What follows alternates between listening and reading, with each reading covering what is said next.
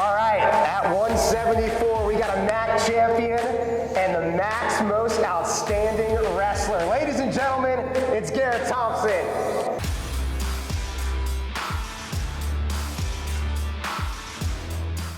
MAC champion, man. When you hear that, what goes through your mind?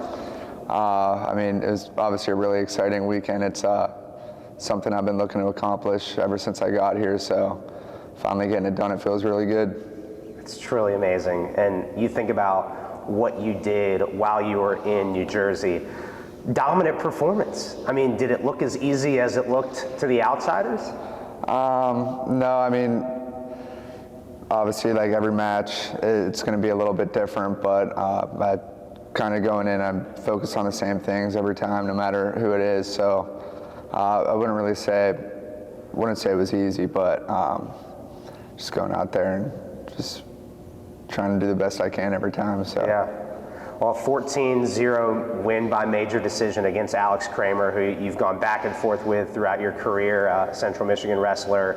When in that particular match at Max, the final at 174, did you feel like you were in control? I'd say probably after the first takedown. You know, that's kind of I was thinking that before the match, as I was just telling myself, just no matter what, wrestle to get the next point, no matter what happens, if he scores first or if I score first, I was always just trying to focus on scoring the next point, and that was kind of like the first thing in my head is I just need to go out there and get the first takedown, put points on the board, and then I knew the rest of the match would probably go my way. Strong performance from Jordan Greer as well, second place at heavyweight. Derek Rake and Jeremy Alsco finished in fifth place. When you see what those guys do, what does it do for you when you see what they do on the mat and their success? I mean, it's hard not to get pumped up for like your teammates. So I love watching like all the guys wrestle on the team and just seeing everyone have success. It's just a good feeling, and I know how hard all these guys work in here. So it's just good to see. A lot of people see the final result, but the journey to get to where you are right now is definitely powerful, and it's even more impressive, I think, because a lot of people don't see it. So when you go back in time to when you first got to Ohio over 3 years ago, what type of wrestler and person were you then, and how much have you grown, do you think, to now? I think definitely have had a lot of growth over the years.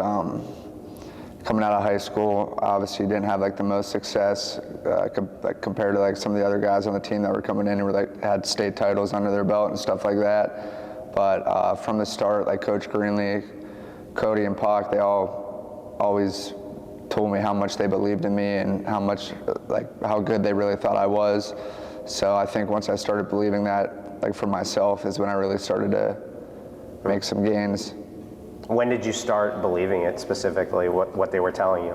I mean, I think it was a process. It was just kind of like over time, but like these last 2 years, I think that's when it really hit me that I could, instead of just saying I want to accomplish this, I'd really like change my mindset to like I'm gonna go do it. Do you have an example of a practice or a conversation that really stands out through this journey behind the scenes that helped you? I don't know. Greenlee sometimes gives us the famous 30-minute live go, and after doing one of those, there's no one that I can't wrestle for 7 minutes after doing something like that. So.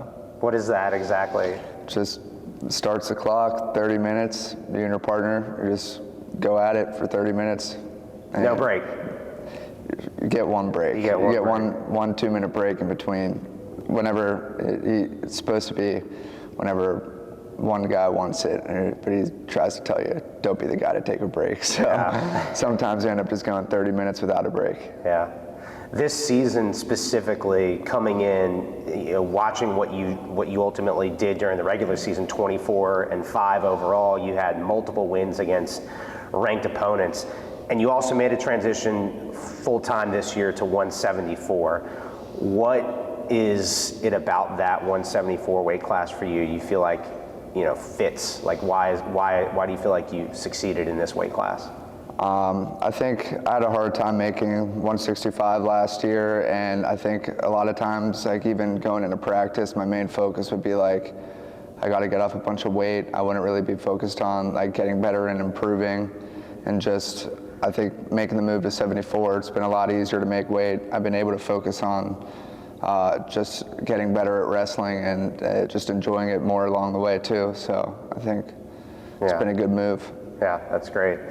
Is there a certain moment during this season where you felt like, man, I'm locked in, and this is going to be special? I really feel something. I feel a MAC champion coming. I'd probably say when we were wrestling in Vegas out in December, I had 2 pretty good wins off the start, and then in the quarterfinals, I had the #1 seed in the bracket, who was at that time ranked #3 in the country and an All-American last year at 174, and I ended up beating him in overtime, and that was kind of the moment where I was like, I can really do this.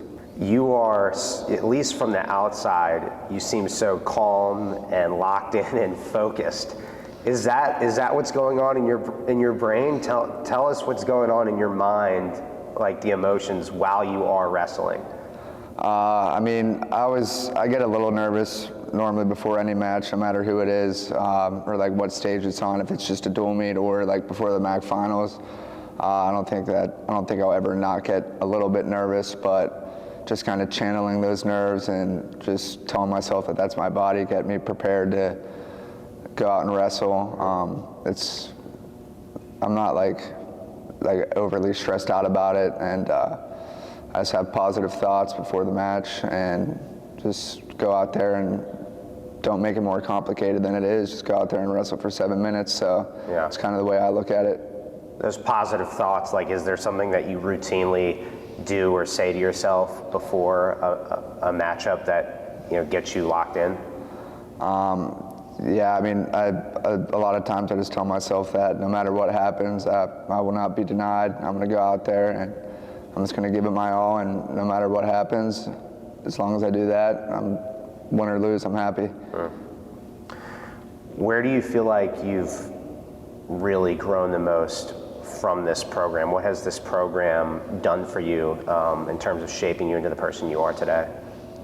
I think there's a lot of things, but I think our coaches do a really good job of not only trying to build good wrestlers, but we talk a lot about being good people off the mat. So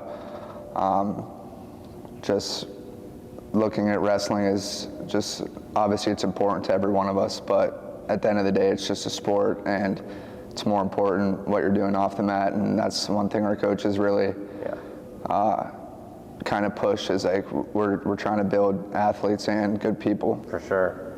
So you are ready to go for nationals. Oh yeah. Last year was your first time at NCAA's, Kansas City. What did you learn from that experience, and how are you going to apply that to this year? I would say the biggest thing I learned is just kind of everything you've done previously kind of flies out the window. It's a new weekend. It doesn't matter where you're seated in the bracket, who beat who. Like last year, I pulled a kid first round that I lost to, and I ended up beating him. So just like everything that's happened previously kind of goes out the window, and you just got to focus on like being there like in the moment, and don't worry about making it to day 2 or day 3. Just take it one match at a time.